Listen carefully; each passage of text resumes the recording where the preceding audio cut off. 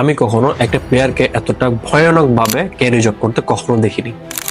2017-18 এবং 18-19 সালে মেসি যখন বার্সেলোনায় খেলতো, তখন বার্সেলোনায় ম্যানেজার ছিল ভালভার্দে, এবং তখনকার বার্সেলোনা ছিল লাইক নর্মাল একটি টিম, এবং ওই টিমে খেলতেন পলিনের মতো প্লেয়ার এবং ভিদালের মতো প্লেয়ার, এবং ওই রকম প্লেয়ারদেরকে নিয়ে মেসি জাস্ট সিঙ্গেল হ্যান্ডলি 2টি লা লিগা জিতেছিল।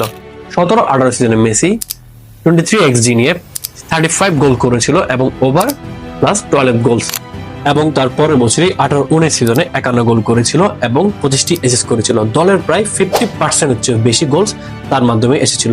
তো এটা ক্যারি জব না হয় তো আর কি হবে? এখনকার সময় এমবাপ্পে, ভিনিসিয়াস জুনিয়র এবং মোহাম্মদ সালাহ তারা অবশ্যই ভালো, কিন্তু তারা কি পারবে এমন একটি ক্যারি জব করতে যেমনটা এই মেসি করেছিল এবারে একটি টিম নিয়ে? দেখুন, সবাই কিন্তু মেসির ওয়ার্ল্ড কাপ ক্যাম্পিং নিয়ে বলবে, কিন্তু মেসি ওই সিজনে মানে ওই বছরে যা করেছিল তা কিন্তু নর্মাল মানুষ দ্বারা সম্ভব ছিল না।